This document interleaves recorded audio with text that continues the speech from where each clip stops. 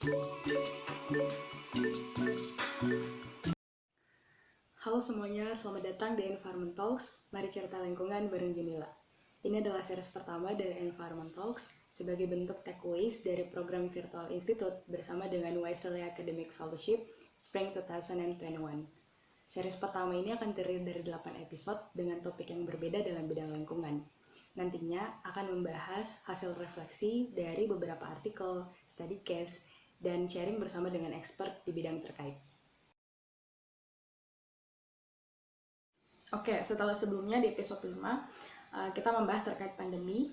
Nah, di episode 6 kali ini kita akan membahas sedikit melompat dari pembahasan sebelumnya, yakni terkait dengan sustainable development. Nah, atau kita sebut dengan pembangunan berkelanjutan.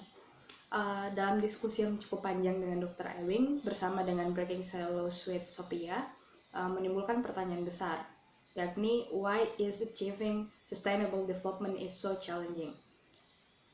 Modal kemajuan manusia kita saat ini didorong oleh modal ekonomi besar, pasar bebas yang meremehkan sumber daya dan mendorong konsumsi yang berlebihan. Meskipun berhasil di beberapa bidang, telah menyebabkan hasil yang lebih buruk pada bidang yang lain. Nah, secara keseluruhan, kebanyakan orang di seluruh dunia ini tidak benar-benar memikirkan biaya eksternal dari masyarakat dan gaya hidup modern. Dunia kita tampaknya bangga akan kemajuan teknologi yang semakin mencolok dengan nilai sosial yang semakin sedikit. Rentang hidup yang diperpanjang, kemudian pendapatan yang meningkat, perhatian yang diberikan, in this case tentunya tidak akan lama.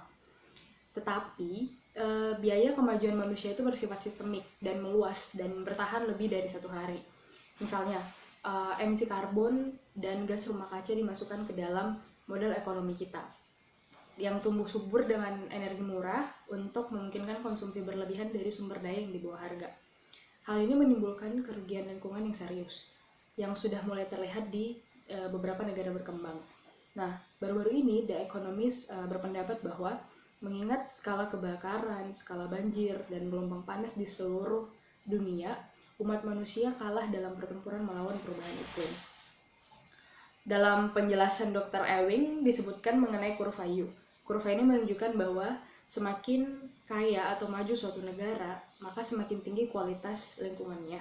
Karena kekhawatirannya tentang hidup dan memenuhi kebutuhan dasarnya tanpa menghadapi dampak lingkungan dari ekstraksi sumber daya tadi. Pada awal pembangunan, kualitas lingkungan itu akan menurun seiring dengan pertumbuhan ekonomi yang meningkat. Kemudian mencapai titik tertentu, kualitas lingkungan itu akan berangsur-angsur membaik. Penting diketahui bahwa diplomasi dan negosiasi adalah alat yang sangat penting. Ada begitu banyak hal yang terjadi dalam aspek hubungan diplomatik dan internasional tentang aksi dan konservasi iklim yang tidak banyak diketahui dan tidak dilibatkan oleh banyak orang. Nah, tapi in this case, Dr. Ewing ini menegaskan bahwa it doesn't matter jika kita tidak terlibat langsung dalam proses pengambilan keputusan tersebut. Karena pada dasarnya, gerakan lokal yang kita lakukan di daerah kita itu sangat berharga dan bahkan tekanan masyarakat sipil lah yang paling membantu dalam pekerjaan mereka.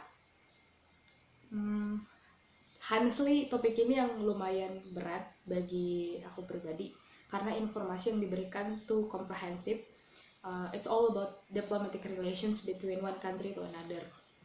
Untuk episode 6 kali ini udah cukup sampai di sini. Semoga teman-teman gak merasa complicated untuk topik kali ini, karena pada dasarnya topik ini emang related to political and policy maker side.